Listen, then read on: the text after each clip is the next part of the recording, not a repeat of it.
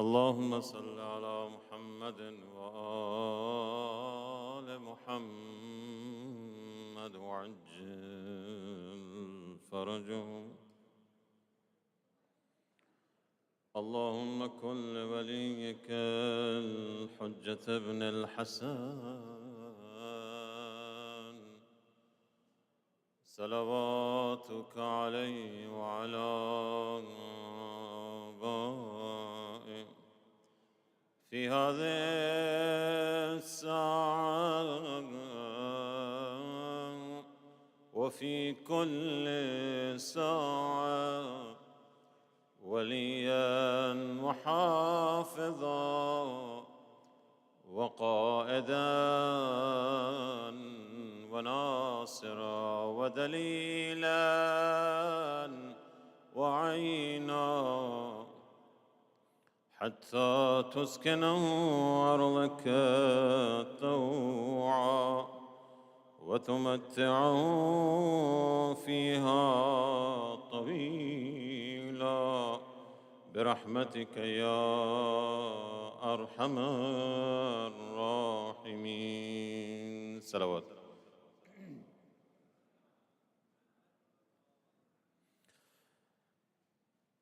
اللهم صل على محمد وآل محمد وعجل فرجهم. عن فاطمة الزهراء عليه السلام بنت رسول الله صلى الله عليه وآله قال: سمعت فاطمة أنها قالت: دخل علي أبي رسول الله في بعض الأيام فقال: السلام عليك يا فاطمة.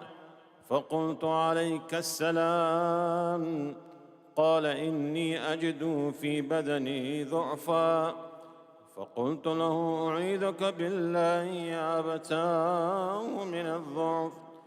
فقال: يا فاطمة ائتيني بالكساء اليماني فغطيني به. فأتيته بالكساء اليماني فغطيته به وسرت أنظر إليه وإذا وجهه يتلألأ كأنه البدر في ليلة تمامه وكماله. فما كانت إلا ساعة وإذا بولدي الحسن عليه السلام قد أقبل وقال: السلام عليك يا أمه. فقلت: عليك السلام يا قرة عيني وثمرة فؤادي. فقال لي: يا أمه إني أشم عندك رائحة طيبة كأنها رائحة جدي رسول الله. فقلت: نعم، إن جدك تحت الكساء. فأقبل الحسن نحو الكساء وقال: السلام عليك يا جداه يا رسول الله، أتأذن لي أن أدخل معك تحت الكساء؟ فقال: وعليك السلام يا ولدي ويا صاحب حوضي، قد أذنت لك. فدخل معه تحت الكساء. فما كانت إلا ساعة وإذا بولدي الحسين عليهم السلام قد أقبل وقال: السلام عليك يا أمه. فقلت: عليك السلام يا ولدي ويا قرة عيني وثمرة فؤادي.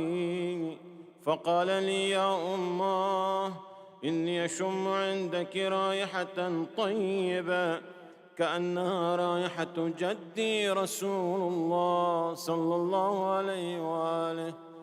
فقلت: نعم، إن جدك وأخاك تحت الكساء.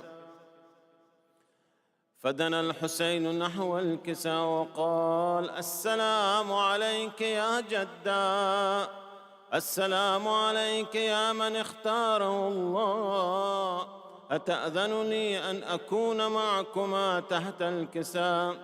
فقال: وعليك السلام يا ولدي ويا شافع أمتي، قد أذنت لك. فدخل معهما تحت الكساء، فأقبل عند ذلك أبو الحسن علي بن أبي طالب عليهم السلام وقال: السلام عليك يا بنت رسول الله. فقلت: وعليك السلام يا أبا الحسن ويا أمير المؤمنين. فقال لي: يا فاطمة، إني أشم عندك رائحة طيبة كأنها رائحة أخي وابن عمي رسول الله. فقلت: نعم، ها هو مع ولديك تحت الكساء. فأقبل علي نحو الكساء وقال: السلام عليك يا رسول الله، أتأذن لي أن أكون معكم تحت الكساء؟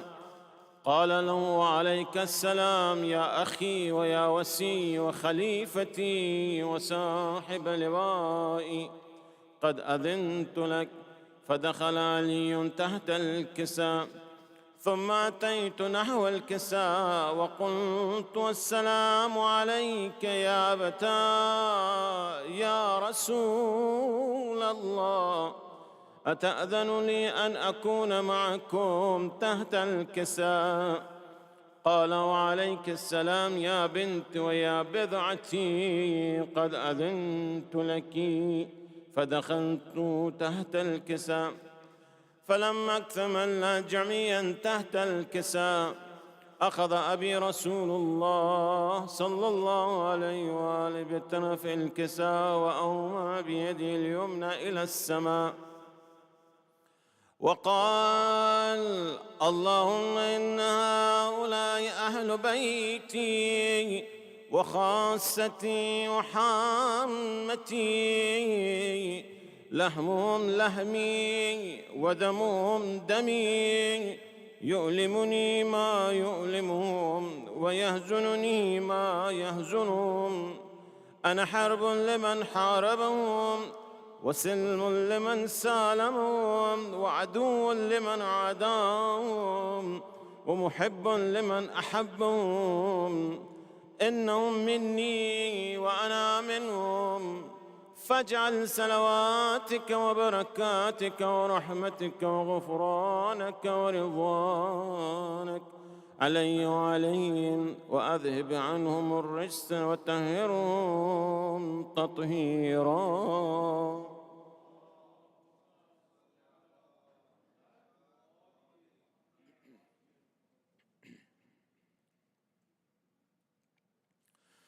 فقال الله عز وجل: يا ملائكتي ويا سكان سماواتي، إني ما خلقت سماء مبنية ولا أرضا مدحية ولا قمرا منيرا ولا شمسا مضيئا ولا فلكا يدور ولا بحرا يجري ولا فلكا يسري إلا في محبة هؤلاء الخمسة الذين هم تحت الكساء.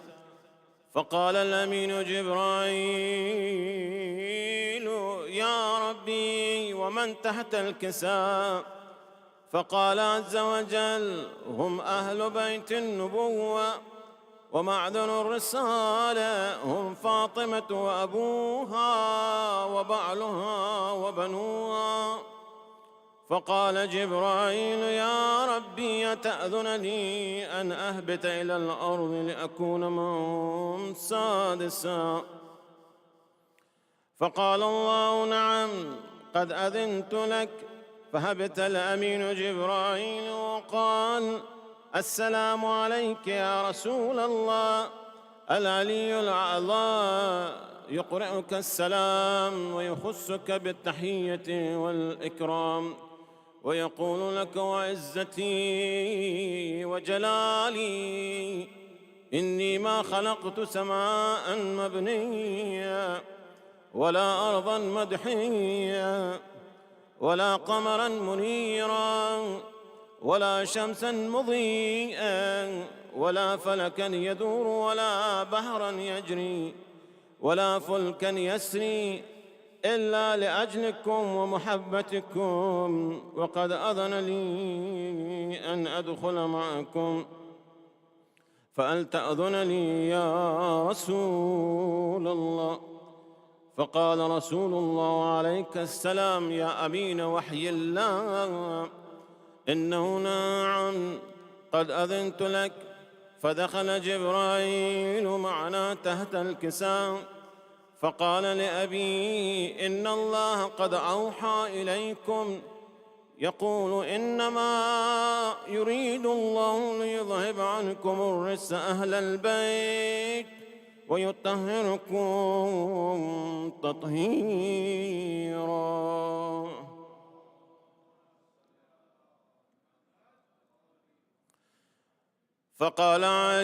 فقال علي لأبي يا رسول الله أخبرني ما لجلوسنا هذا تحت الكساء من الفضل عند الله. فقال النبي والذي بعثني بالحق نبيا واصطفاني بالرسالة نجيا ما ذكر خبرنا هذا في محفل من محافل أهل الأرض وفيه جمع من شيعتنا ومحبينا إلا ونزلت عليهم الرحمة وحفت بهم الملائكة واستغفر لهم إلى أن يتفرقوا. فقال علي إذن والله فضنا وفاز شيعتنا ورب الكعبة. فقال النبي ثانيا يا علي والذي بعثني بالحق نبيا واصطفاني بالرسالة نجيا ما ذكر خبرنا هذا في محفل من محافل أهل الأرض وفي جمع من شيعتنا ومحبينا وفيهم مهموم إلا وفرج الله همه ولا مغموم إلا وكشف الله غمه ولا طالب حاجة إلا وقضى الله حاجته. فقال علي إذن والله فزنا وسعدنا وكذلك شيعتنا فازوا وسعدوا في الدنيا والآخرة ورب الكعبة. صلى الله على محمد وآل محمد.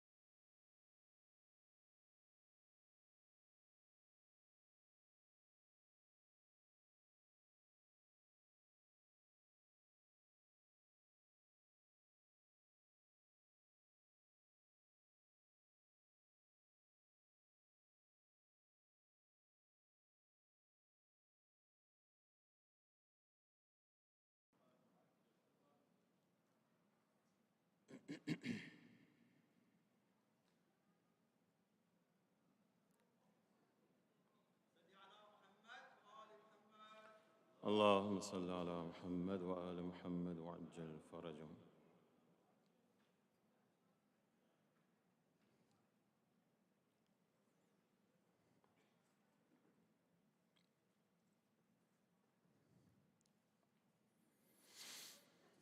أعوذ بالله من الشيطان الرجيم.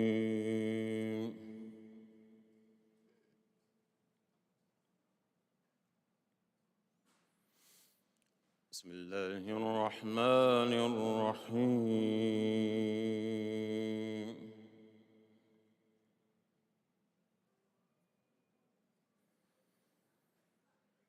إن الأبرار يشربون من كأس كان مزاجها كافورا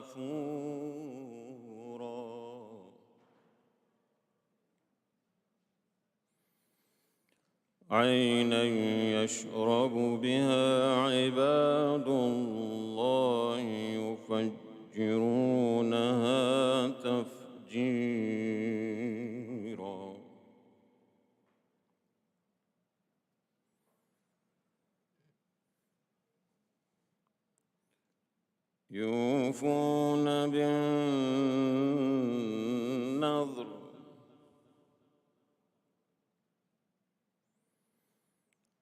يوفون بالنذر ويخافون يوما كان شره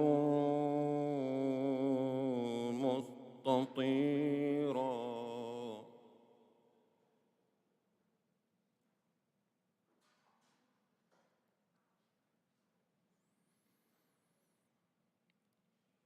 ويطعمون الطعام على حبه مسكينا ويتيما وأسيرا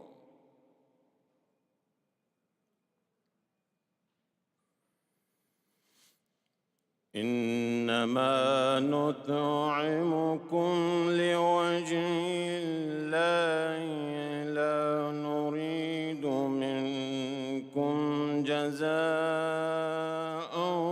ولا شكورا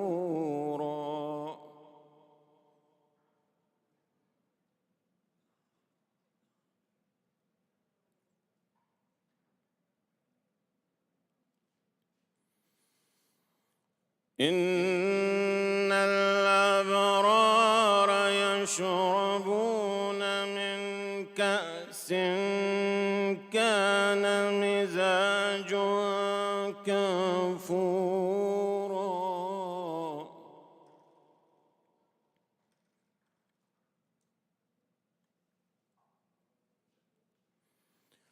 عينا يشرب بها عباد الله يفجرونها تفجيرا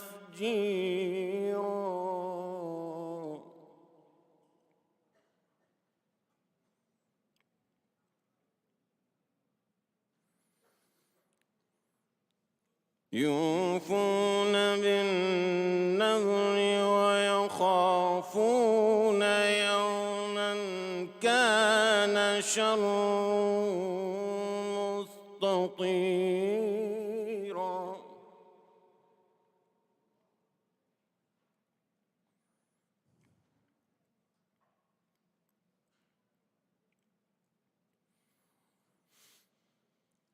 ويطعمون الطعام على حبه مسكينا ويتيما وأسيرا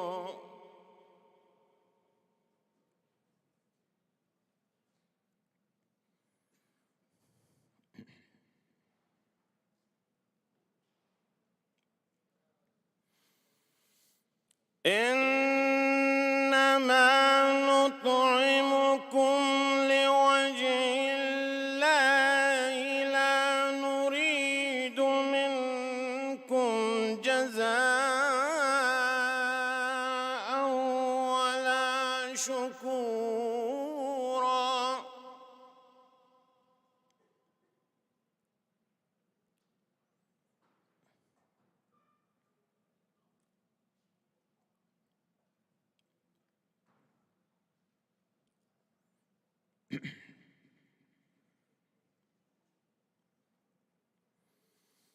بسم الله الرحمن الرحيم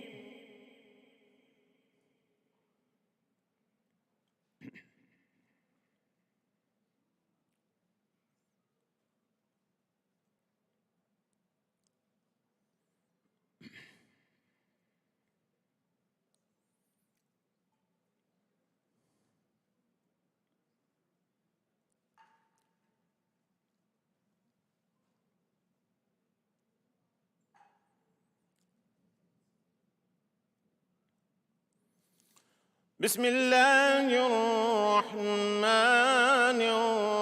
الرحيم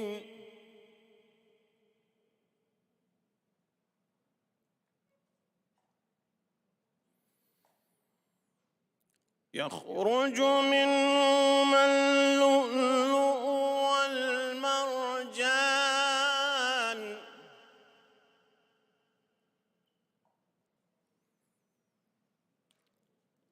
فبأي آلاء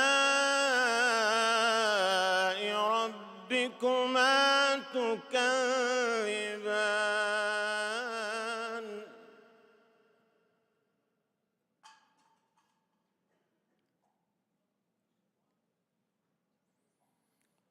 يخرج منهما اللؤلؤ والمرجان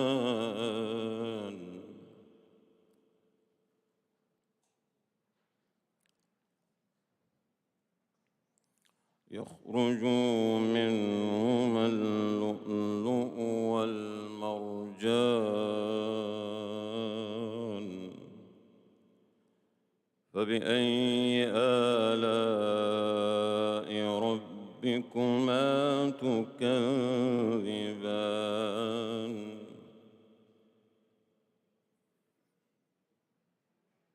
بسم الله الرحمن الرحيم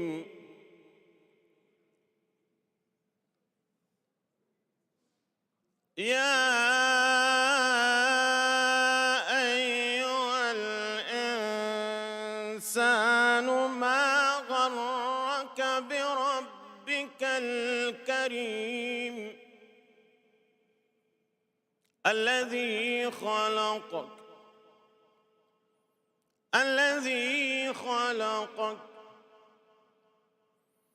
الذي خلقك فسويك فعدلك في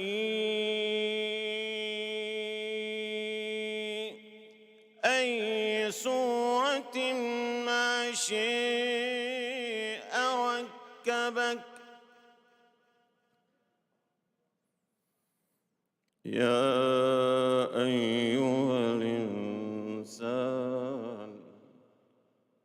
ما غرك بربك الكريم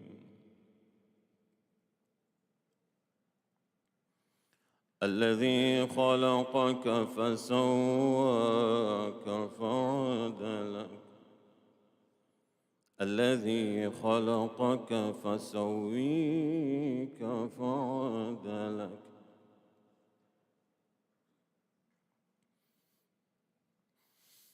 يا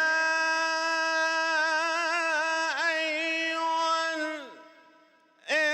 الإنسان ما غرك بربك الكريم الذي خلقك فسواك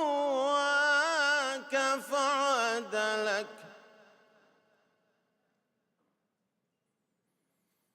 الذي خلقك فسويك فعدلك في أي صورة ما شاء ركبك كلا بل تكذبون بالدين وإن عليكم لحافظين كراما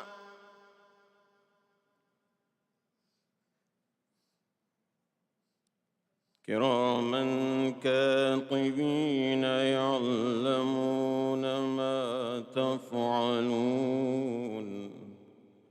إن الأبرار لفي نعيم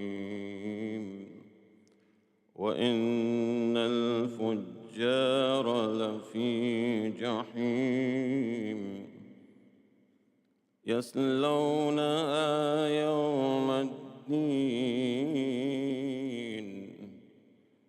وما هم عنها بغائبين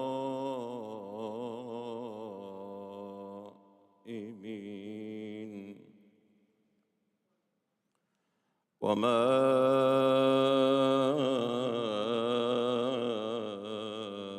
أدراك ما يوم الدين ثم ما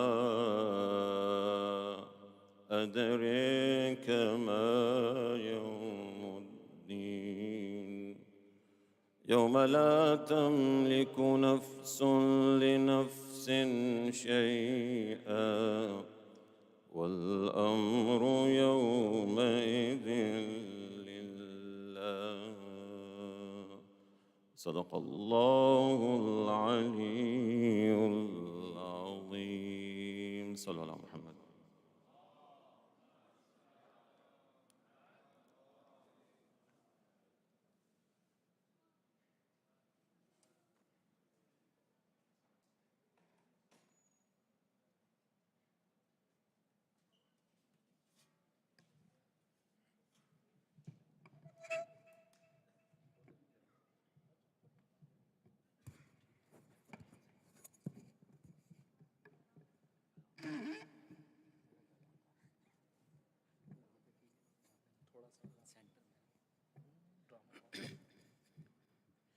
نعرہ تکبیر،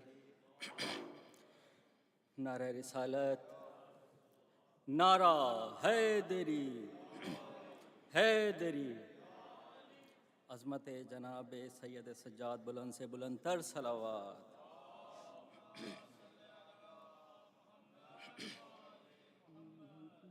بار دیگر درود پڑھے محمد والے محمد پر.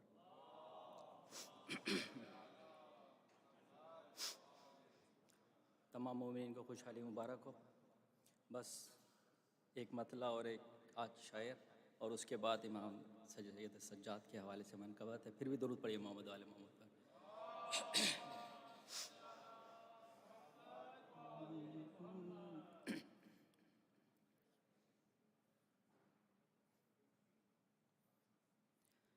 سوچ لیں جو جا رہے ہیں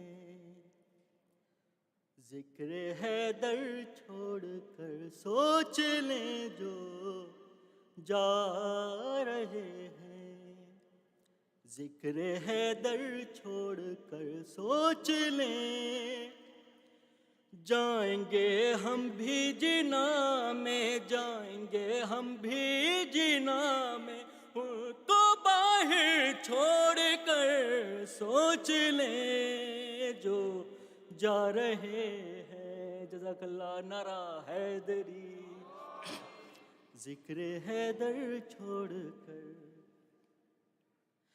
بنت پیغمبر کے گھر میں کیا کوئی تقریب ہے، بنت پیغمبر کے در پہ، بنت پیغمبر کے گھر میں کیا کوئی تقریب ہے. ہو گئے سب عرش والے اللہ اکبر چھوڑ کر، سوچ لیں جو جا رہے ہیں. جیو علی پنج نعرہ پنج تانی سوا لکھ نعرہ حیدری، ذکر حیدر چھوڑ کر. شعر سماعت فرمائیں. جاہلوں اس میں رسول اللہ بھی آ جائیں گے، جاہلوں اس میں رسول اللہ بھی آ جائیں گے. اور کوئی نعرہ بناؤ شیعہ کافر چھوڑ کر، سوچ لیں پنج نعرہ پنج تنی سو لکھ نعرہ حیدری. پھر بھی درود پڑھے محمد والے محمد.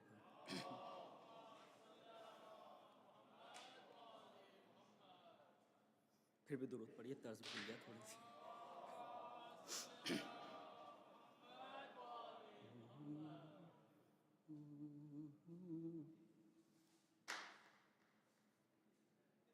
درود پڑھے محمد والے محمد.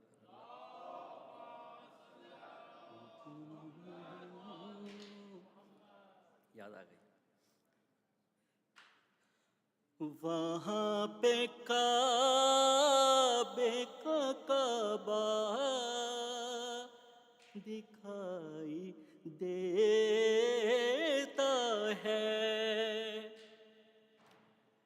وہاں پہ کعبے کا کعبہ دکھائی دیتا ہے، جہاں حسین کا بیٹا دکھائی دیتا ہے، جہاں حسین کا بیٹا دکھائی دیتا ہے تیرے چھالوں کا صدقہ یہ سید سجاد، ہے تیرے چھالوں کا صدقہ یہ سید سجاد، جو آج چاند چمکتا دکھائی دیتا ہے، جو آج چاند چمکتا دکھائی دیتا ہے۔ شعر غور طلب ہے کہ رسند ہو گئی آزاد، پائے عابد سے، رسند ہو گئی آزاد، پائے عابد سے، اور یزید تخت پہ جکڑا دکھائی دیتا ہے بے شمار۔ جو بھی پروردگار، جو مریض ہے پروردگار یہاں سے اٹھ کر جائے تو شفا پا کر جائے سید سجاد کے صدقے میں۔ اسی حوالے سے شعر ہے کہ اور مریض سید سجاد سے شفا پا کر، اور مریض سید سجاد سے شفا پا کر، شفائیں بانٹتے گھر جاتا دکھائی دیتا ہے۔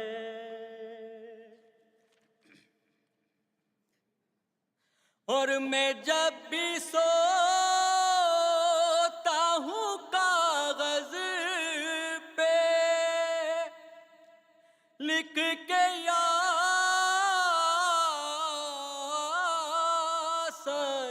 سجاد، میں جب بھی سوتا ہوں کاغذ پہ لکھ کے یا سجاد، سویرے مجھ کو قصیدہ دکھائی دیتا ہے، سویرے مجھ کو قصیدہ دکھائی دیتا ہے۔ حضور کے پس پردہ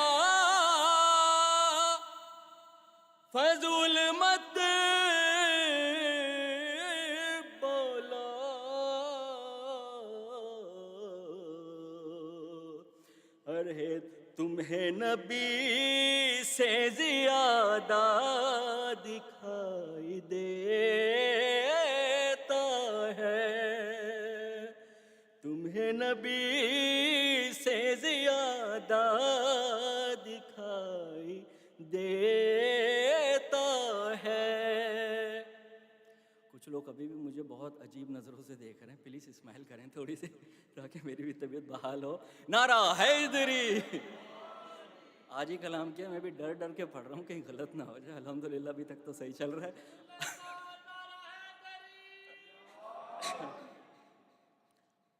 اور سنا رہا ہوں تمہاری ثنا،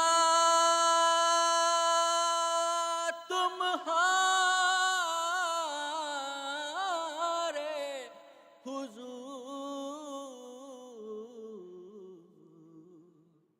مجھے یہ خواب ہمیشہ دکھائی دیتا ہے، اور جنا میں جاؤ گے سجاد کی رضا کے بغیر، جنا مانے جنت، جنا میں جاؤ گے سجاد کی رضا کے بغیر، مجھے تمہیں جنا میں جاؤ گے سجاد کی رضا کے بغیر، تمہیں بھی خواب میں کیا کیا دکھائی دیتا ہے۔ یہ مسکراہٹ مولا ہر مومن کے اوپر برقرار رکھے۔ نعرہ حیدری! اور جب خلوص کے ہمراہ ذکر عابد ہو، وہ فرش عرش سے اونچا دکھائی دیتا ہے، وہاں پہ کعبے کا قبلہ دکھائی دیتا ہے۔ پنج نعرہ، پنجتانی ہاتھ اٹھا کے بولو نعرہ حیدری! حیدری! دشمنان اہل بیت پر لعنت، محمد و آل محمد، بلند سے بلند تر صلوات۔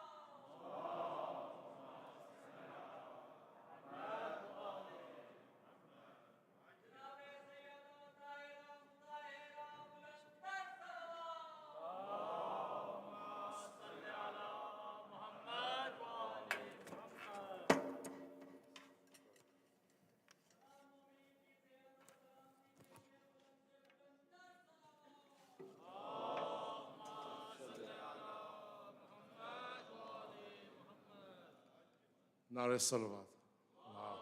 Salli ala Muhammadin wa ali Muhammad. Mu'minin, let us recite Surah Fatiha for Marhuma Sakina Mahmud Ahmad, Marhum Muhammad Hussein Juma Kurji, whose anniversary it is today, Marhum Wazir Ali Sulaiman Kaaba, Marhuma Sugrabai Wazir al Kaaba, Marhuma Sayyida Wazir Ali Kaaba, Marhumins of Sulaiman Kaaba family,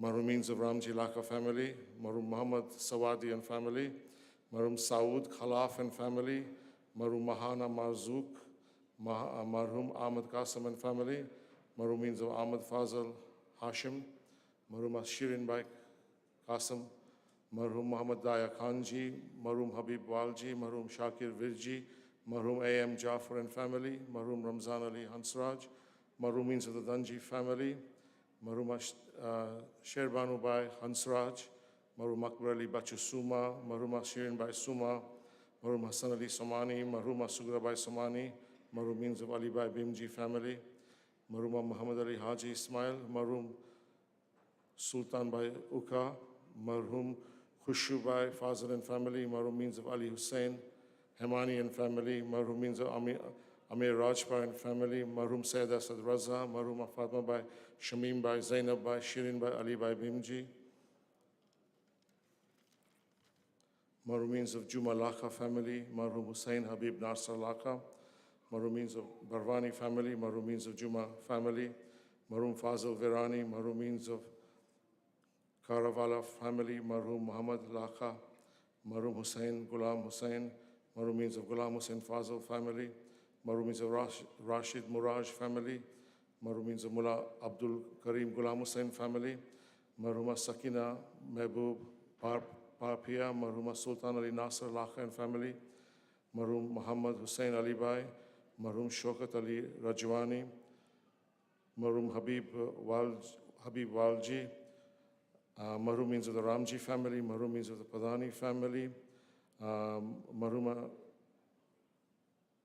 and all of the Marhumins, Surah Al-Fatiha.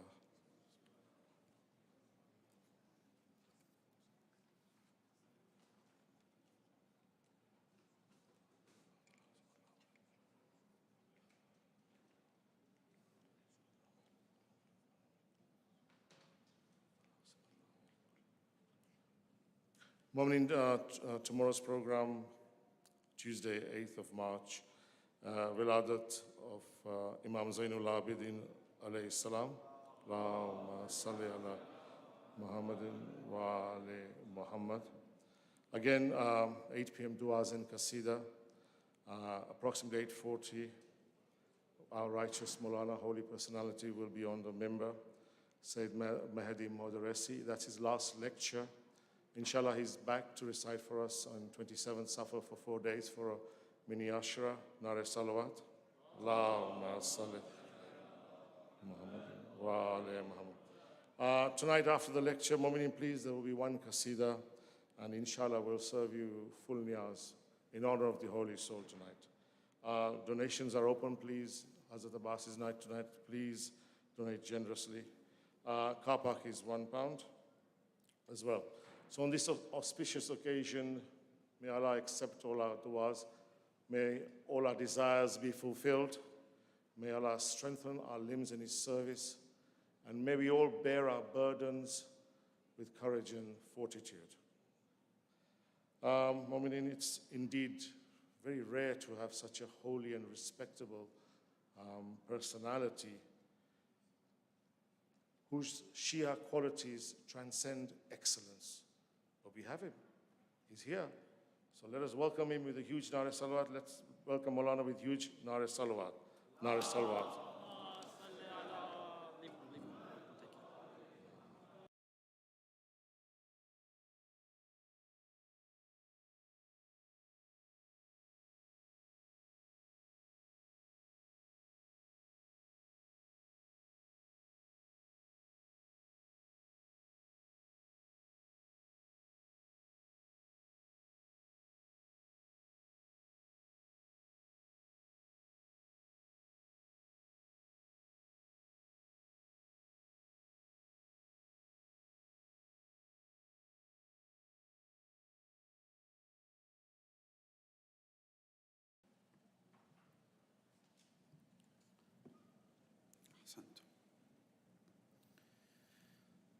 أعوذ بالله من الشيطان الرجيم بسم الله الرحمن الرحيم الحمد لله رب العالمين والصلاة والسلام على أشرف الأنبياء وسيد المرسلين وحبيب إله العالمين أبي القاسم محمد اللهم صل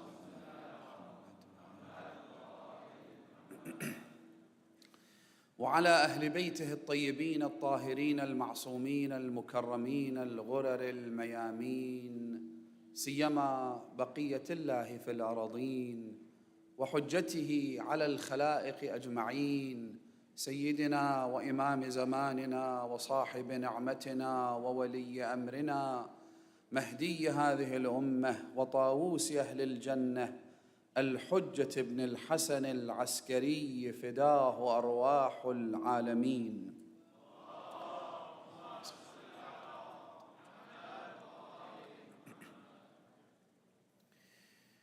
To be the first matters.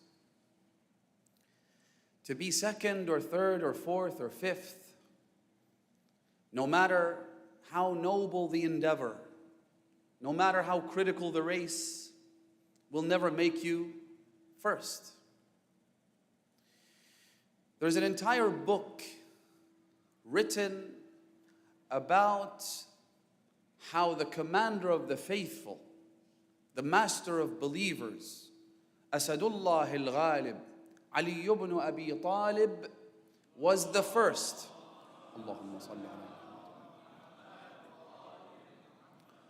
The title of the book is Awwaliyatu Ali. All the things in which Ali was the first. And it lists a very long list of items where the commander of the faithful was the first. The most obvious of which is what? Is that he was the first Muslim, the first person to embrace this message, the final revelation. No one doubts this. No one has the audacity to reject this. But as the Imam himself has said, أعدوا لكل حق باطلة ولكل مستقيم مائلة.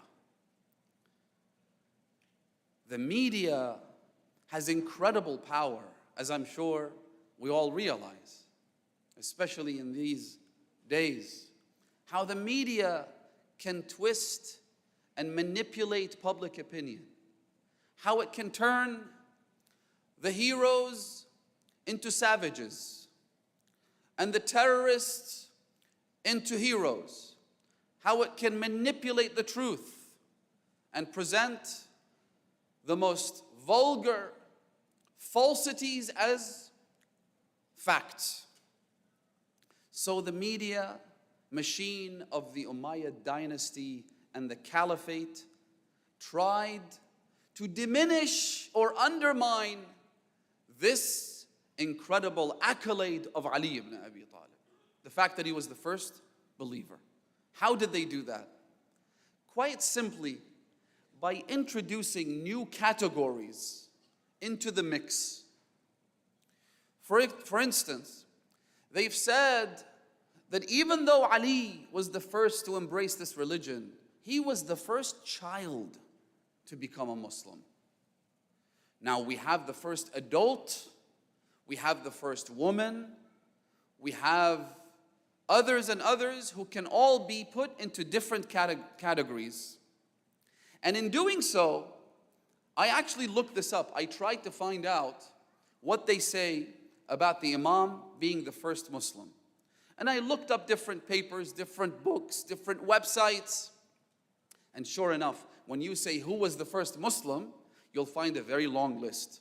The first says, the first adult man to become a Muslim was Abu Bakr. The first woman to become a Muslim was Khadija. The first child to become a Muslim was Ali ibn Abi Talib and others. So, That's how they undermine and diminish the value of this incredibly significant feat. Our response to that is, number one, imagine if someone came along and said that the 2012 Olympic sprint, 100-meter Olympic sprint in 2012, the winner of that race, depending on the different categories, is different. So, the first American to win the 2012 Olympic 100-meter sprints was Justin Gatlin. Sure, Usain Bolt was the actual first winner of that race, but he was the first Jamaican. Let's not mix these two together. You have the first Jamaican, the first American, the first Haitian, the first French, the first Kenyan. So by introducing all of these different categories, suddenly the name of Usain Bolt, it's not a big deal anymore, right? But you see how farcical, how pathetic this is? Do you see how nonsensical this is? There is only one winner for that race, and it's Usain Bolt. End of discussion. There's only one first believer, and it's Ali ibn Abi Talib. End of discussion. Any other categories, any other arguments reveal a sickness and a disease in their hearts that cannot be cured no matter what. في قلوبهم مرض فزادهم الله مرضا. As Bukhari says, that the reason I don't quote Ja'far ibn Muhammad al-Sadiq in my book, even though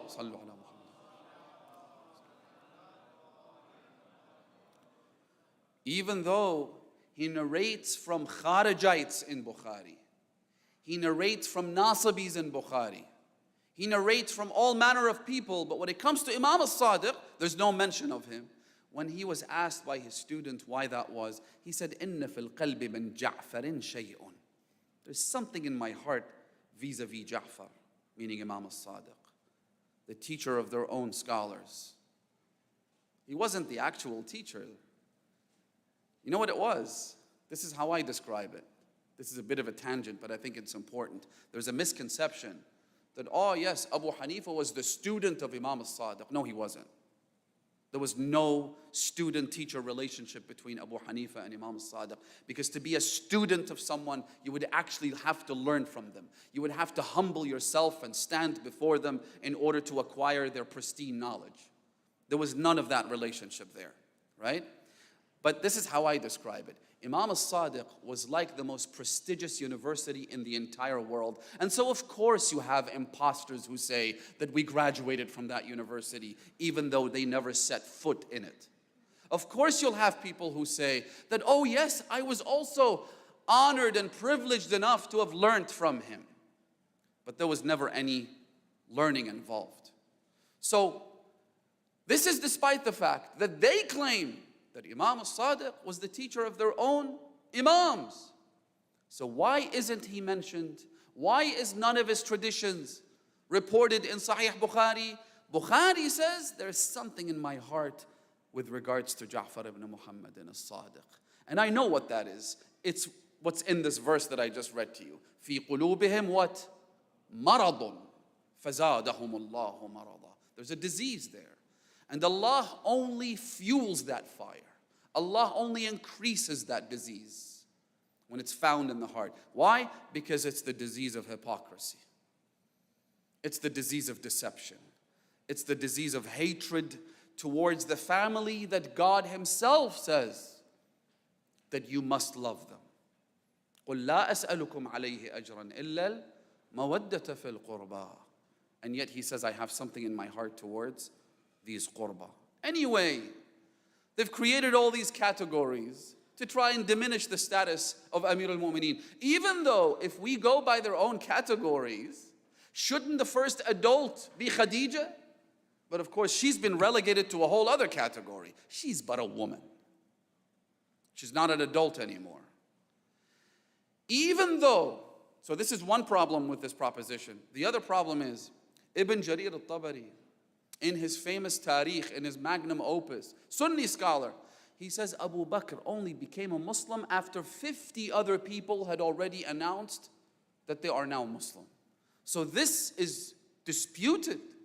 There's no proof that Abu Bakr was the first adult male Muslim. Again, you can make up all kinds of categories. The first black Muslim, the first white Muslim, the first long-haired Muslim, the first Muslim with a full set of teeth. You can come up with an infinite list of categories and insert people just to diminish the status of Ali ibn Abi Talib. But even that is disputed, as I said, by At-Tabari. That's the second problem. The third problem is more of a logical and historical issue, which is this. I want you to think about this. When the Holy Prophet came and announced his message, that was the single most risky thing to do. For someone to say, yes, I believe in you, all of these idols are false, they need to be destroyed. And it's a message that challenged the status quo of the entire Arabian Peninsula and beyond. So to actually be the first Muslim would require you to have what? Bravery, courage. Where was that courage? On the battlefields of Uhud, Badr, Khaybar, Ahzab, Hunayn. How come all we see is nothing but disgrace after disgrace, embarrassment after embarrassment, fleeing from the battlefield one after the other? Shouldn't the first Muslim also be the most brave, also be the most courageous? Where is that courage? In their own books it says that they ran away. They left the Holy Prophet to die in Uhud. They climbed the tallest mountains. Suddenly they became like the strongest and fastest goats, fleeing from battle. But this is irreconcilable with being the first Muslim, isn't it? How come we don't have a single individual from the enemy camp as having been killed by these three individuals who are supposedly the first Muslims? Not a single person was ever killed. As a matter of fact, Ibn Hajar and others report traditions that the second Khalifa was on more than one occasion within enemy range.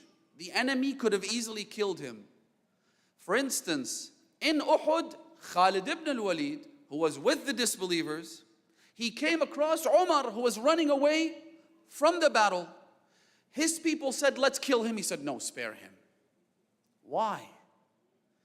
Why? You're killing every Muslim. All of a sudden you give an exception to this guy. What's happening here? Other than the fact that he never laid a hand on any of your people. And so this whole story that they've made up, with a little scrutiny, a little examination, we know that it's nothing but a failed and miserable attempt to try and diminish the status and rank of Ali ibn Abi Talib. Which is why, because Ali was the bravest, because Ali was the strongest, because Ali was the most courageous, what does the Holy Prophet say? As a follower of the Ahlul Bayt, I'm sure you all recognize this statement. What does the Prophet say on the eve of the Battle of the Trenches? He said, لَأُعْطِيَنَّ الرَّايَةَ غَدًا. Tomorrow I shall give the standard to a man. يُحِبُّ اللَّهِ يُحِبُّهُ اللَّهُ وَيُحِبُّ اللَّهِ. He loves God, but more importantly, God loves him. Farrar ghair karrar. Unlike those who came back, يُجَبِّنُ أَصْحَابَهُ وَيُجَبِّنُونَهُ, as they themselves report in their books. He would say that my army failed to advance. My army is made up of a bunch of timid and scared soldiers. And the army would say, hang on a second, you're the one who was timid. You're the one who ran away. The Prophet is saying, I am going to give this standard to someone who is unlike all of you. Karrar, ghair farrar. And he will be the one to lead us into victory. Who does he give it to? to Ali ibn Abi Talib. Now, did you also know, I'm sure you do, but it helps to remind ourselves that Ali ibn Abi Talib was the stand bearer of Rasulullah in every single one of his battles. 83 at the very least. There's only one battle where Amir al-Mu'mineen wasn't the flag bearer, and it was the only battle that never took place, the Battle of Tabuk, where the Holy Prophet left Amir al-Mu'mineen in Medina once again to highlight one of his virtues and merits and leave us with a gem, a prophetic quote that continues to echo and reverberate across the ages and the millennia.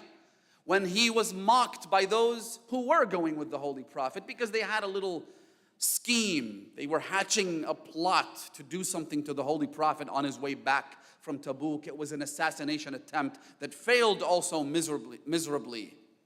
When they were about to leave, Ali ibn Abi Talib was being left. They mocked the Imam. They said to him, "You're being left with the women and children, whereas we get to go and fight alongside the Prophet for the first time in our lives."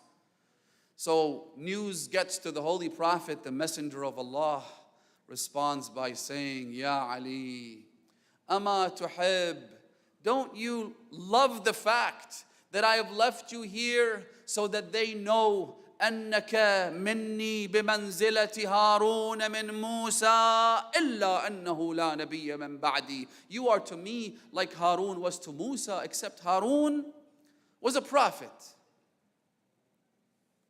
You're about 1,000 notches above a prophet. You're an Imam. You're an Imam. So this is the only battle where Amir al-Mu'mineen didn't carry the standard, but in every other one, he was the standard bearer. In the Battle of Badr, Amir al-Mu'mineen was only 25 years old. 25-year-old young man is handed the flag of Rasulullah. There's a hadith in which the Imam describes this flag. And he says that this flag was called al-Mughallibah, the flag that granted victory. So the narrator of the hadith says, I asked the Prophet, what was it made of? What did it look like? So the Imam described it. He said, it was white, and it's not made of any fabric that you find on this earth. It is made from waraq al-jannah, from the leaves of the trees in paradise. And it was opened in Badr when the Holy Prophet handed it over to Ali ibn Abi Talib, and Ali brought back a victory like no other. Then it was wrapped again, and it wasn't opened until the Battle of Jamal. Notice how the Prophet kept that flag, and Amir al-Mu'mineen did not open it for many, many years until the Battle of Jamal in Basra, when the Imam unfolded the flag once again, and once again brought back victory against evil. Then the Imam says that this flag was kept until the reappearance and the return of the awaited Savior. For his sake and for the hastening of his return, recite aloud salawat ala Muhammad wa ali Muhammad.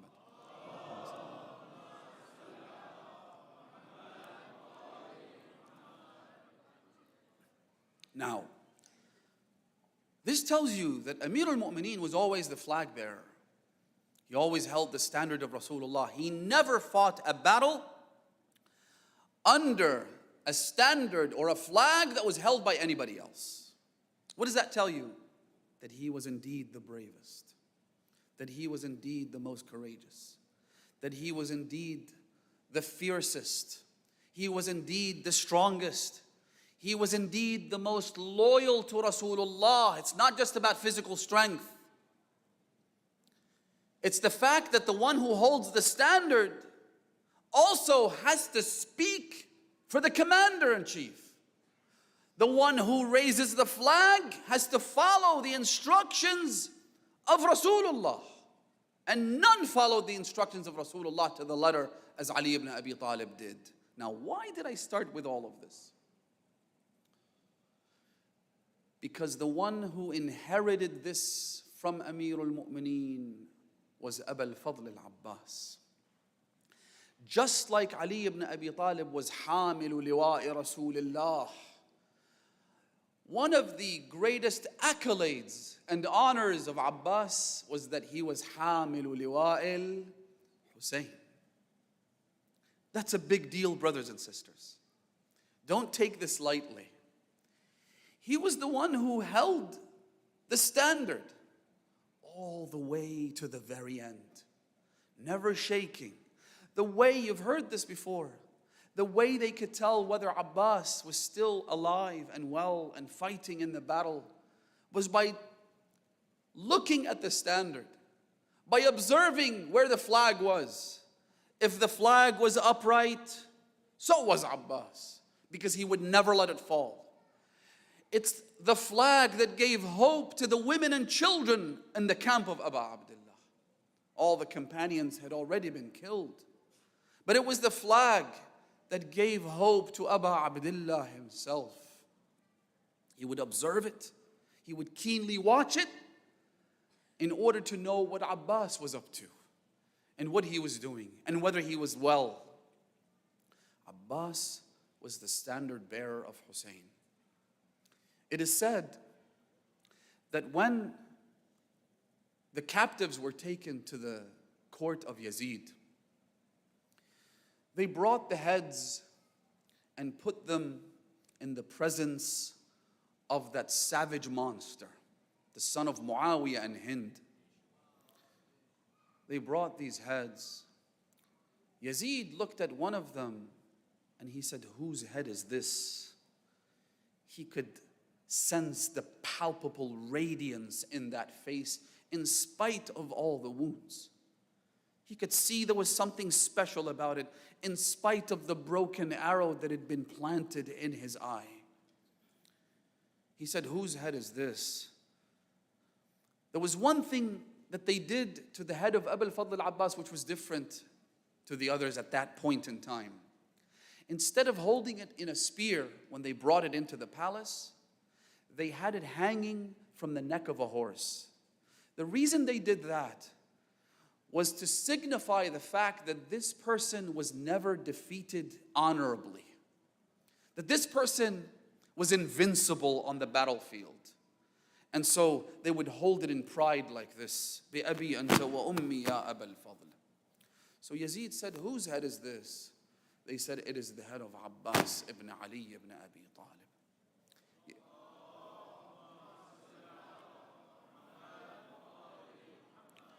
He said, "What was his role in the battle?"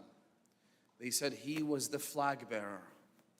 He was the commander of the central flank, the heart as they call it in Arabic, qalbul al-ma'raka. The heart is the one that protects the commander, the one that protects Imam al-Hussein. He was the commander of that flank. He said he was the flag bearer. He was the son of Ali. Where is the flag? Where is the standard? I want to see it. They said it's kept with all of the other war booty. He said, "I want to see it." So they brought the flag. They say that when they brought it, it was being carried by two soldiers, and yet it was swinging from side to side. They couldn't hold it upright. The same flag, the same standard that was carried by Ali ibn Abi Talib in 83 wars. They brought it, they were struggling. They put it in front of Yazid. Yazid took a quick glimpse, and there was something truly strange. He noticed that the standard was damaged from top to bottom. You could see the signs of sword strikes. You could see the signs of arrows hitting it from every direction.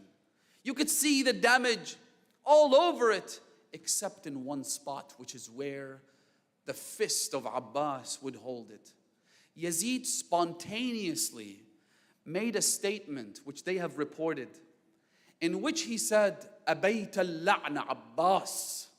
you have refused to be the subject of curses. In other words, even I must respect this. أبيت اللعن عباس هكذا يحمل اللواء وإلا فلا. This is how a standard is held. Otherwise, it should never be held. أبيت اللعن Abbas.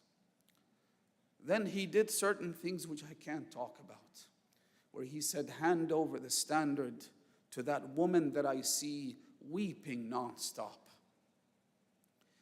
Yazid asked the question. Harmal ibn Kahil al-Asadi was there. Shimr ibn al-Jawshan was there. Al-Hakim ibn al-Tufayl was there. Others were there. Sinan ibn Anas. Yazid said, how did he fight? Because from what I can see, he put up a very fierce battle. Tell me, what did he do? Shimr responded by saying, oh, it was nothing. We killed him like it was a sip of water. Harmala said something similar to that. Yazid noticed someone was standing in the corner and he was shaking his head. He said, what? Speak. He said, no, I have nothing to say. He said, speak up. He said, I have nothing to say. He said, you must. He said, will you give me immunity or will you kill me? He said, no, you have protection. You have my word. Speak up.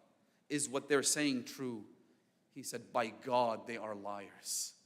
When Abbas approached us, we were one of two different kinds of people. Either we were getting killed one after the other, or we were fleeing from him like a herd of goats. When Abbas approached, we stood no chance. They're telling you that we killed him like it was drinking water. We stood no chance. You should see how he played with us, how an army of 30,000 people were running away from him like a flock of goats. Abbas put up a very fierce battle. That's when Zainab was heard crying. Having learnt what Abbas had done for them on that day. So, this is one of the greatest accolades of Abbas. حامل لواء الحسين. أشهد أنك لم تهن ولم تنكل. Imam al-Sadiq, when he went to visit Abu al-Fadl al-Abbas, these were his words. Read the Ziyarat of Abbas and contemplate over those words. This Ziyarat that's composed of 3 or 4 different sections, one more incredible than the other. Imam al-Sadiq would sometimes tell people when you visit Imam al-Hussein, فَقُلْ لَهُ كَذَا وَكَذَا. This is what you must say. And so some of the words that we say to the Imam or to the companions of the Imam, these are things that you and I would say to the Imam, not Imam al-Sadiq, especially the companions. But Imam al-Sadiq himself would go to the shrine of Abu al-Fadl al-Abbas, to his burial site, and he would say these words, أَشْهَدُ أَنَّكَ, I bear witness that you never showed any weakness. لم تهن, لم تنكل. بذلت غاية المجهود. Majhud is what they say in Arabic when they're referring to something extremely arduous, extremely difficult, something that requires a great deal of effort. The Imam says that I bear witness, and I ask God to be my witness, that you exerted the maximum possible effort on the day of Ashura. Never showed weakness. Never showed any feebleness. This was Abbas. So, that is one of his titles. The other title of Abbas is Saqi Utasha Atfal al-Hussein. As-Saqqa, the one who quenched the thirst of the children of Abba Abdullah al-Hussein. Why is this such a great title? Sayyid al-Muqarram in his Maqtal, which by the way has been translated into English and definitely worth a read. If you're looking for a detailed Maqtal and passion narrative of Imam al-Hussein, look up Maqtal al-Muqarram. He says in his book that this is by far the greatest title of Abbas, that he was the one who brought water to the children, the one who quenched the thirst of the children. Why is that a big deal? Number one, because the Prophet says in a hadith that the greatest act of charity is when you cool down kabidan harra. When you give water to someone who's thirsty. When you feed and quench the thirst of someone who is experiencing this incredible, difficult state of mind, this condition. Sallallahu alayka ya Abba Abdullah. How painful that must have been. That's number one. It's an incredible act of charity. There's nothing like it. Nothing like it. Number two, what he had to do in order to fetch the water. You and I, sometimes we hear somebody saying we're collecting money to dig wells, for instance. Well, we take out some cash and we give it, and we feel good about ourselves, don't we? But what Abbas had to do to quench the thirst was absolutely unbelievable. 4,000 armed men guarding the Euphrates. 4,000. It's one thing to say it, another thing to actually stand in front of 4,000 people whose job is to kill you, whose mission is to shed your blood. These weren't friends. These weren't mannequins. 4,000 of them. But what does Abu al-Fadl Abbas say? He says, لا أخاف الموت إذا الموت رقى نفسي لنفس مصطفى الطهر وقى إني أنا العباس أغدو للسقى. I don't fear death when death approaches me. What do you do when someone has no fear? What do you do when they're not scared of dying? He says, لا أخاف الموت إذا الموت رقى نفسي لنفس المصطفى الطهر وقى. May my soul be ransomed for the most pure al-Mustafa Muhammad and his progeny. Allahumma salli ala Muhammad wa ala Muhammad. Then he introduces himself, which probably helped him a great deal. The second they hear the name of Abbas, that's when it's your only chance to start running in another direction. If you wait a second longer, you're done. He's going to send you straight to the bottom of hell. Inni ana al-Abbas. Verily, surely, I am the one you've heard of. It is my legends that have spread across the lands. Inni ana al-Abbas. What is my job? Aghdu bis-siqa. I am here to fetch water back to Hussein. This is what I'm here to do. And nothing can stop me. Nothing can come between me and that water. The poetry of Abbas on the day of Ashura truly stands out, even in comparison to all of the other incredible, inspirational epics of the companions of Imam al-Hussein. This is one of them. The other is when he gets to the actual water. You know how sometimes the way we try to describe it, because we don't have a lot of these fine details. And so poets have tried to fill in the gaps, which is exactly what the Imams intended for the passion narrative of Karbala. The Imams wanted poets to play a very significant role in this issue. And I've talked at length about this in an online course available on YouTube. You can go watch it, called Ashurology. It's about the narrative of Karbala and how we've received it, the sources, the authenticity, and so on and so forth. One of the discussions that I have there is the incredible role that the poets played, and in fact the Imams wanted the poets to play. Why? In a nutshell, because the story of Karbala is so heartrending that you and I, no Shia, no follower of the Ahlul Bayt, no lover of Imam al-Hussein could ever stand to listen to it. We just don't have the patience for it, right? The story is so heartrending that it just could not be told in detail, even though the Imams could have done that. They have provided certain details, incredibly fine details as well in certain locations, but there are scenes where you can tell the Imams have deliberately skipped over them. You just can't talk about this. Then the Imams introduced the poets and compensated them and rewarded them and encouraged them and said, speak, recite poetry. Why? Because in poetry, you have what's called artistic license. In poetry, you're able to expand and elaborate. In poetry, you're able to fill in the gaps. In poetry, you're able to convey the message, even though you're not giving all of the details that would shatter any heart. The Imams never said, come and write a detailed historical maqtal. There's nothing wrong with writing a maqtal and compiling these detailed accounts. But the Imams insisted on poetry for a reason, and I expand on this in the course. The point here being that when you look at the poetry of the companions of Imam al-Hussein, it's incredible. But when you get to Abu al-Fadl al-Abbas, you get to this scene where he reaches the water, right? The way it's presented in our collective imagination is that Abbas reached down, grabbed a handful of water, lifted it up to drink, which is the point when he remembered the thirst of Imam al-Hussein, right? He never did that. Abbas never reached down to the water. Abbas came into this world so that he could fulfill this one specific mission on the day of Ashura in the year 61 after the hijrah of the Holy Prophet.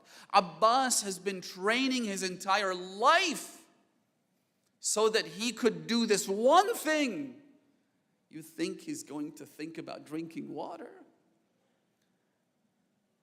All he did was he stepped into the river, and that's when they heard him say the following: Ya nafsu min ba'd al-Hussein huni wa ba'dahu ma kunti aw takuni hadha Husaynun waridul manuni wa tashrabina barid al-ma'ini. He said, "Oh Abbas, don't drink this water. Don't even think about drinking it. Because what matters? What does it matter whether you live or die if Hussein is thirsty? If Hussein gets killed as he is surrounded by death at this very moment, what matters if you live? This world is worth nothing after Hussein." So the enemy who was thinking, what will he do? If he drinks, he's going to finish us. If he quenches his thirst, if he regains his strength, that will be the end of us. That's when they feel reassured that Abbas won't drink a drop of that water. Then he goes back towards the battlefield. Again, I'm not trying to recite the masa'ib here. I'm just trying to figure out, just trying to catch a glimpse of the grandeur of this shining star of the sky of Karbala. He goes back. Al-Hakim ibn al-Tufayl approaches him. They cut off his right arm. What does he say? How does he respond to that? The way Abu al-Fadl al-Abbas responds is by reminding himself of what actually matters, right? He reminds himself that he is there to protect his faith, to protect his religion. When they cut off his left hand, it's the exact same thing. Ya nafsu la takhshay min al-kuffari وأبشري برحمة الجبار مع النبي السيد المختار قد قطعوا ببغيهم يساري فأصلهم يا رب حر النار. Oh Abbas, don't fear these disbelievers. Anticipate and receive glad tidings of God's mercy and the fact that you will be raised with who? With Rasulullah. It's only a matter of a few moments before you embrace him. Then he says, they have cut off my left hand. Oh Allah, burn them in the fires of hell. Every single step that he takes is about fulfilling that mission, which is what makes this the highest accolade of Abbas. Saqi utasha atfal al-Hussein. Finally, and I'll wrap up with this, the third and most incredible series of accolades that have been awarded to Abu al-Fadl al-Abbas are the actual statements of the Imams of the Ahlul Bayt. Such statements, and I won't go into detail here, that can easily be used to establish the undisputed infallibility of Abbas. There's no other explanation. I'll give you just a couple of examples. First of all, Imam Zayn al-Abidin's statement about Abu al-Fadl al-Abbas when he says that my uncle Abbas did certain things on the day of Ashura for which he will be the envy of all what? يغبطه عليها جميع الشهداء والصديقين. All of the martyrs. A martyr, according to our traditions, is one who gets to intercede for whoever they like. Martyrs have their own dedicated VIP entry into paradise. They have their own gate.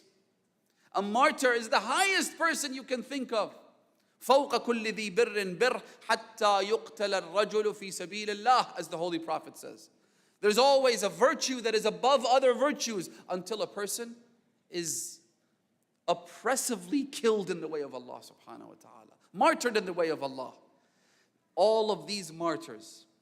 And if that is not enough, وَالصَّدِّيقِينَ, who are the highest prophets of Allah. They all envy the status of Abbas. This isn't my word, this isn't poetry, this isn't things that we've came up with. These are the words of Imam Zayn al-Abidin. That on the day of judgment, Sallu ala Muhammad wa ala Muhammad.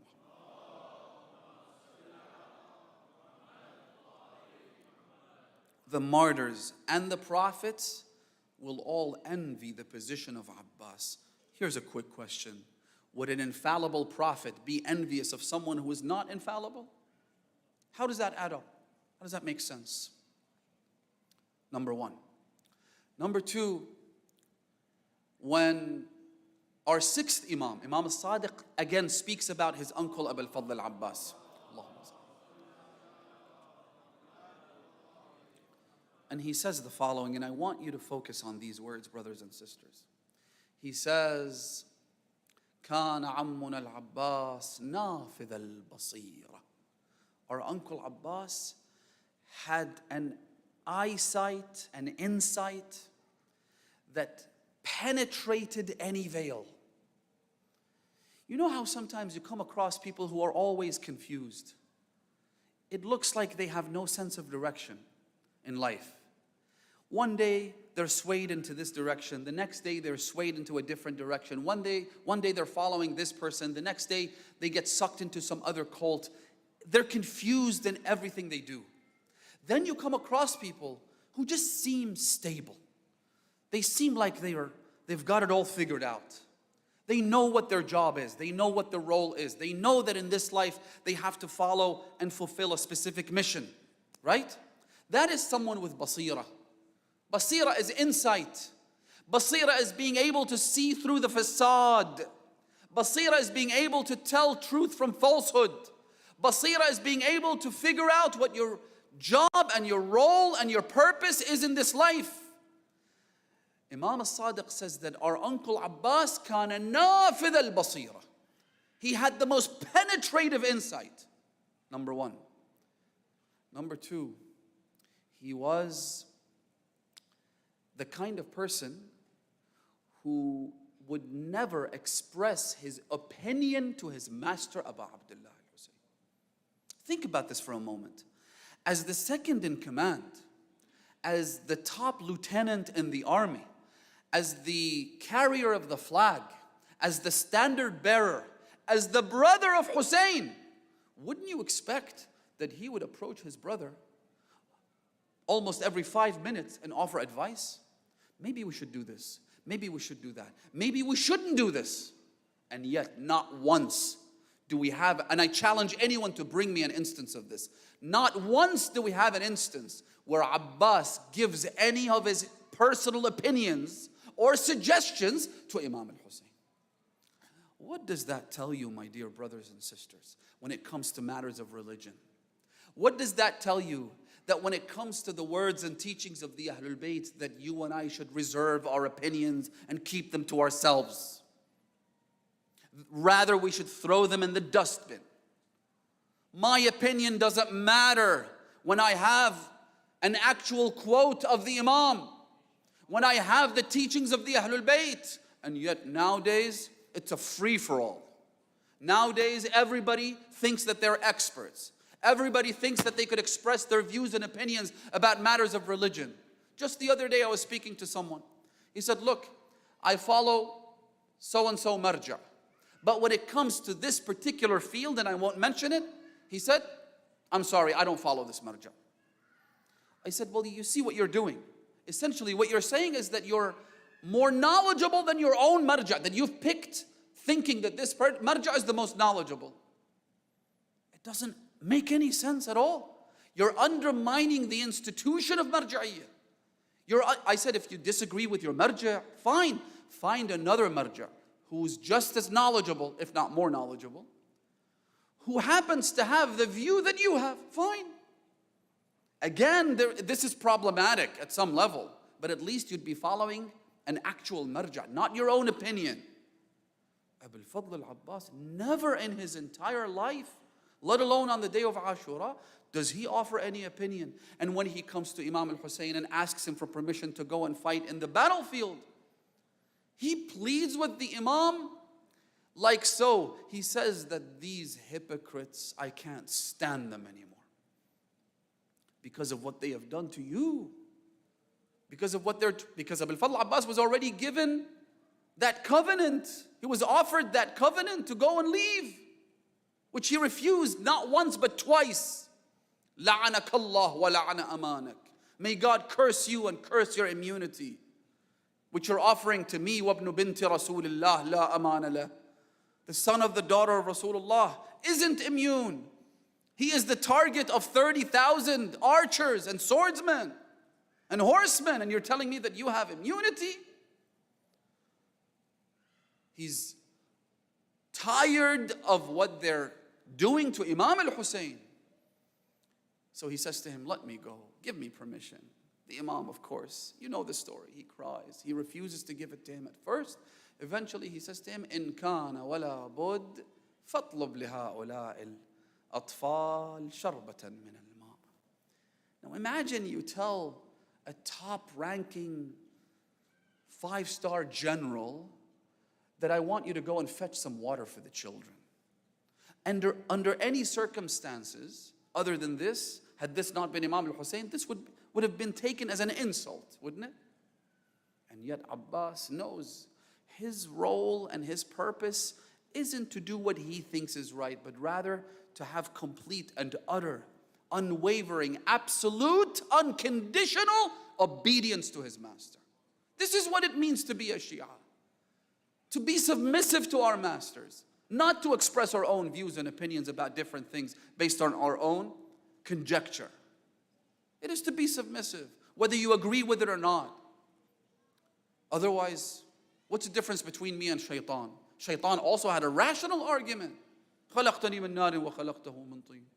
Let's face it, fire is superior to clay. Fire is pure electromagnetic energy, isn't it? Fire is superior. He's making a rational argument. There's nothing wrong with it. Islam isn't about logic. Islam is about submission. Al-Islamu huwa al-taslim, as Amir al-Mu'mineen says.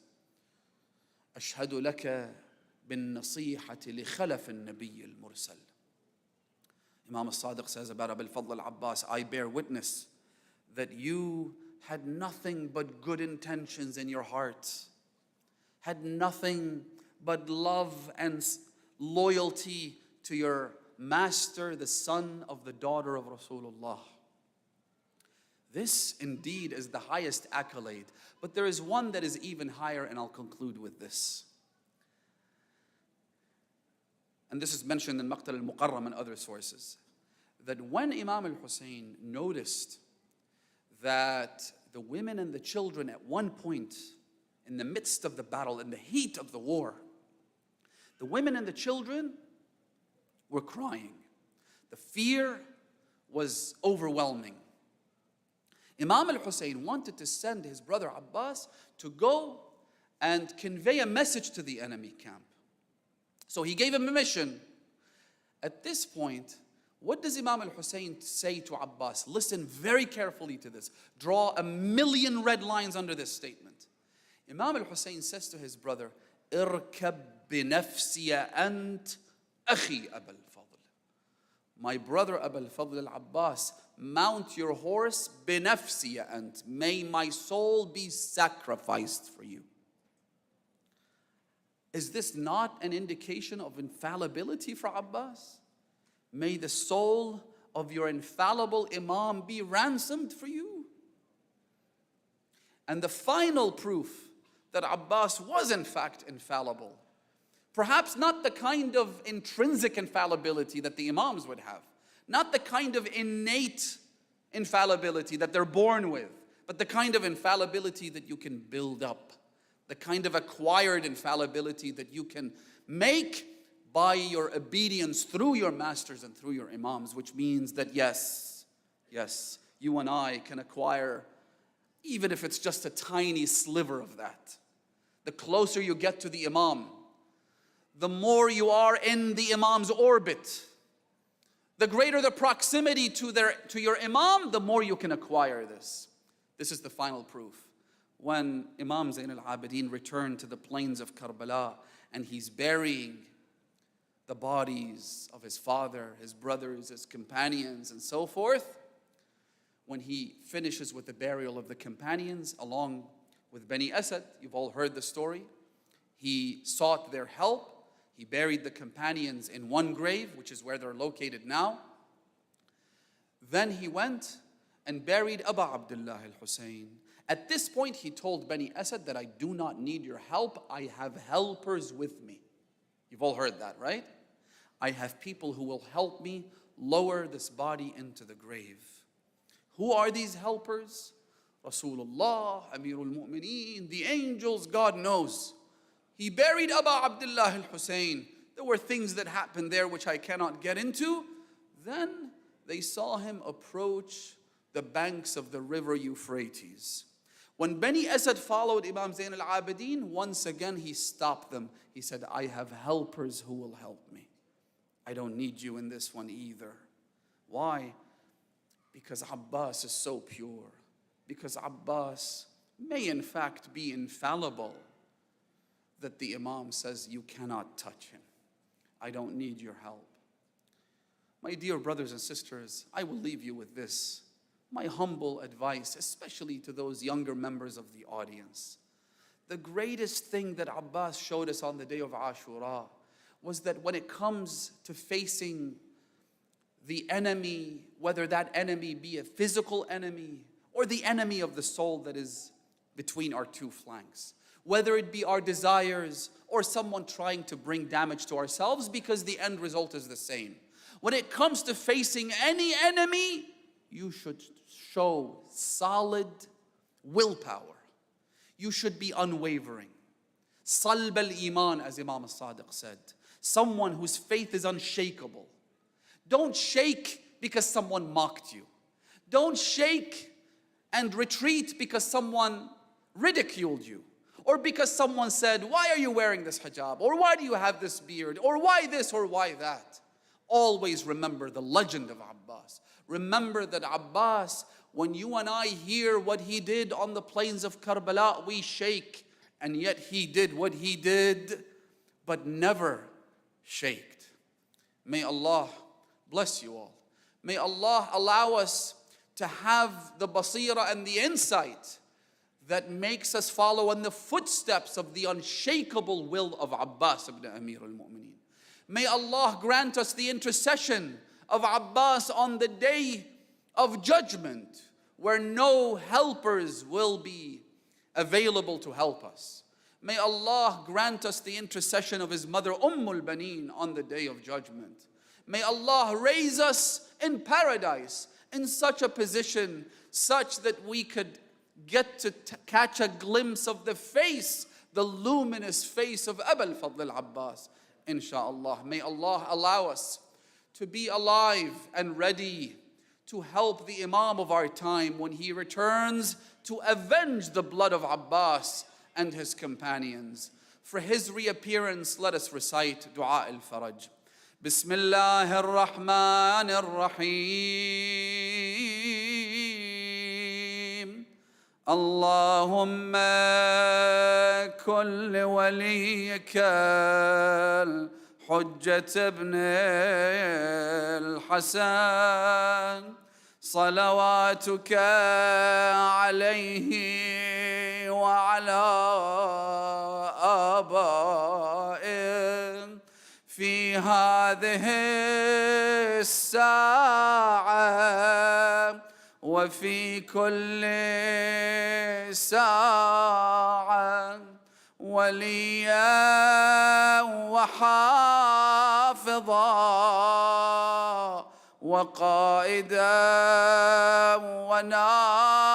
وناصرا ودليلا وعينا حتى تسكنه أرضك طوعا وتمتعه فيها طويلا برحمتك يا أرحم الراحمين. وصل اللهم على سيدنا ونبينا محمد وآله الطيبين الطاهرين.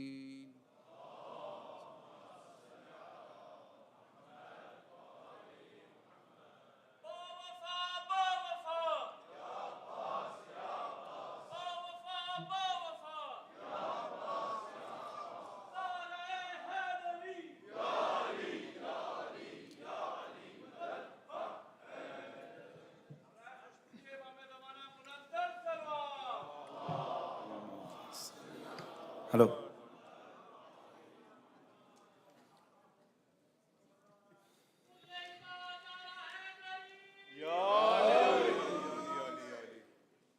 اور ابھی بھی خدا ختم انبیاء محمد صلی اللہ علیہ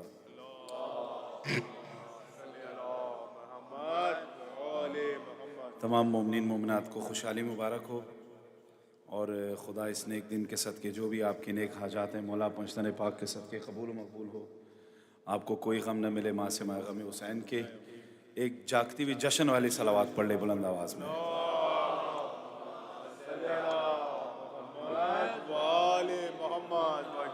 عباس تیرے نام میں جو بوئے وفا ہے، نعرہ حیدری حیدری. عباس تیرے نام میں جو بوئے وفا ہے، عباس تیرے نام میں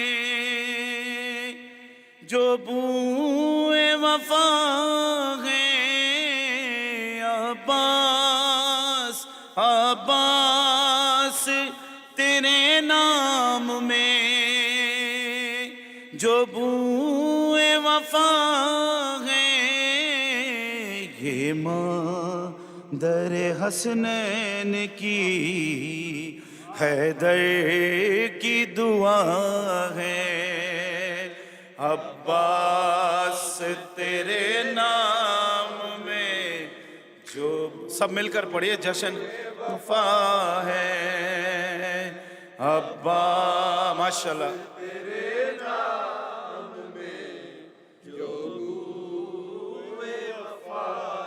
یہ آب و ہوا خلد کی کیا اس کے سوا ہے، یہ آب و ہوا خلد کی کیا اس کے سوا ہے، حیدر کا پسینہ تیرے پرچم کی ہوا ہے.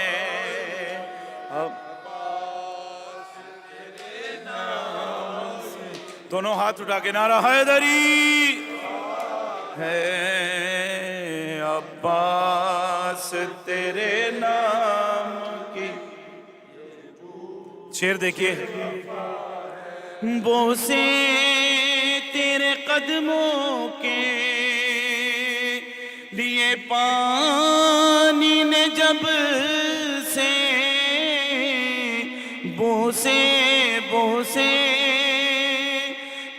قدموں کے لیے پانی نے جب سے پانی میں اسی دن سے چھپا راز بقا ہے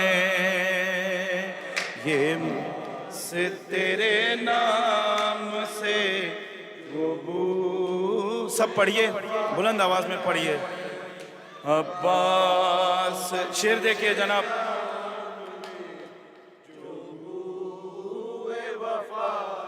ارے پرچم میں تیرے مشکیں بندھی رہے تیغے سے پرچم میں تیرے مشکیں بندھی رہتی ہے سے تعویذ وفا جیسے کہ بازو پہ بندھا ہے تعویذ وفا جیسے کہ بازو پہ بندھا ہے مل کے عباس تیرے نام نعرہ حیدری وفا ہے عباس تیرے نام میں جو ہوئے وفا ہے پر مشکی میں خیبر کی طرح نہر اٹھا مشکی میں خیبر کی طرح نہر اٹھا لی یہ دیکھ کہ جبریل کا پر کانپ رہا ہے یہ دیکھ کہ جبریل گھر کانپ رہا ہے عباس تیرے نام واہ کیا شعر ہے دیکھیے شعر دیکھا بے تیغ لڑا جنگ میں اصغر کی طرح تو بے تیغ لڑا جنگ میں اصغر کی طرح تو یہ جنگ کی تاریخ کا ایک باب نیا ہے یہ جنگ کی تاریخ کا ایک باب نیا ہے شبیر کی مل کے بولا نا مل کے بولیں یا باس شبیر کی مجلس میں علم ہوتے ہیں تیرے شبیر کی مجلس میں علم ہوتے ہیں تیرے یہ حد اطاعت ہے یہی شرط وفا ہے یہ حد اطاعت ہے یہی شرط وفا اور لکھنا ہو وفا مجھ کو تو لکھ دیتا ہوا نعرہ حیدری نعرہ حیدری ارے لکھنا ہو تو لکھنا ہو وفا مجھ کو تو لکھ دیتا ہوا باس تو خامہ کرتاس کی رگ رگ میں بسا ہے تو خامہ کرتاس کی رگ رگ میں بسا ہے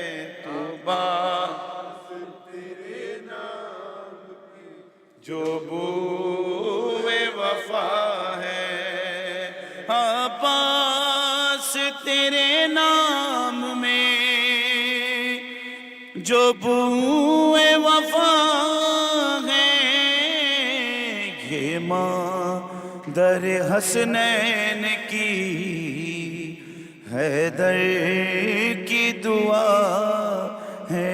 برائے صحت و سلامتی کل مومنین و مومنات و تاجیل امام زمانہ بلند صلوات.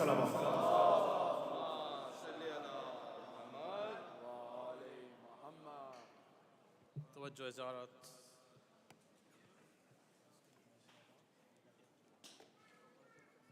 محمد و آل محمد صلوات اللہ.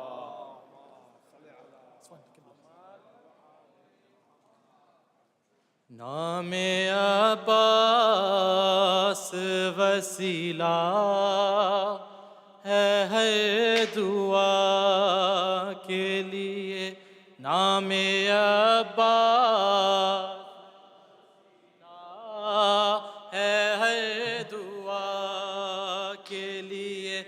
اس میں اعظم ہے یہ مومن کی التجا کے لیے. نام عباس وسیلہ ہے ہر دعا کے لیے. منشائے زہرا ارادہ ہے علی حکم جلی.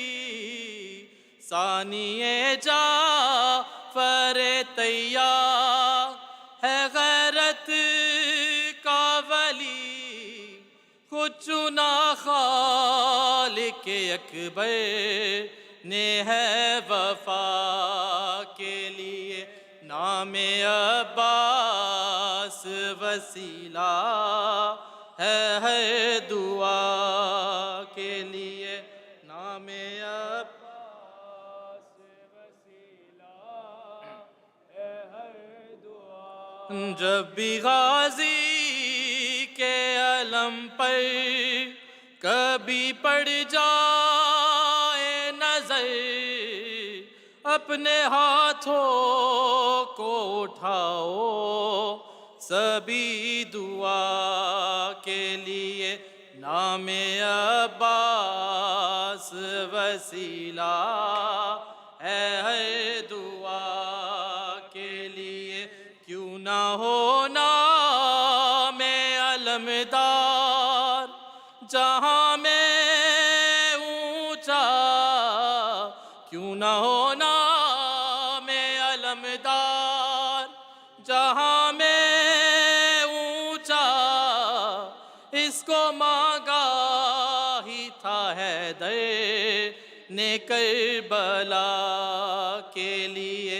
نام عباس وسیلہ ہے ہر دعا کے لیے. ان اللہ و ملائکتہ یصلون علی النبی یا ایہا الذین آمنوا صلوا علیہ وسلموا تسلیما. اللہم صل علی محمد و آل محمد. السلام علیک یا رسول اللہ. السلام علیک یا حبیب اللہ. السلام على الشجرة النبوية والدوحة الهاشمية يا أمير المؤمنين. السلام عليك يا فاطمة الزهراء سيدتي نساء العالمين. السلام عليك يا خديجة الكبرى أم المؤمنين. السلام عليك يا حسن المجتبى يا ناصر دين الله. السلام عليك يا أبا عبد الله الحسين وعلى الأرواح التي هلت بفنائك. عليكم مني سلام الله أبدا ما بقيت وبقي الليل والنهار ولا جعله الله آخر لأحد مني لزيارتكم. السلام على الحسين وعلى علي بن الحسين وعلى أولاد الحسين وعلى أصحاب الحسين. خصوصا سيدي ومولانا أبو الفضل الأباس، وأختيك زينب وأم كلثوم وبنتك سكينة. السلام عليك يا علي زين الآبدين السجاد جميعا ورحمة الله وبركاته. السلام عليك يا محمد الباقر الألوم. السلام عليك يا جعفر الصادق الأمين. السلام عليك يا موسى الكاظم باب الحوائج. السلام عليك يا علي الرضا البعيد المدى، كن شفيعنا وشفيع والدينا في يوم الجزاء. السلام على أختك فاطمة المعصومة ورحمة الله وبركاته. السلام عليك يا محمد التكي الجواد. السلام عليك يا علي النكي الحادي.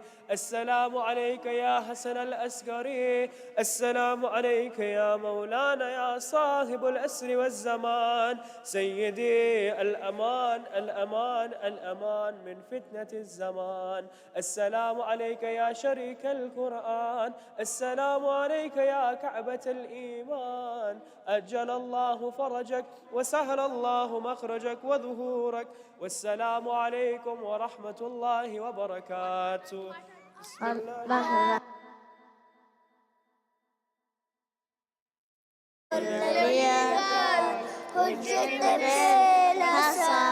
صلواتك عليهم وعلى آبائهم في هذه الساعة وفي كل ساعة وليا وحافظا وقائدا وناصرا ودليلا وعينا حتى تسكنه أرضك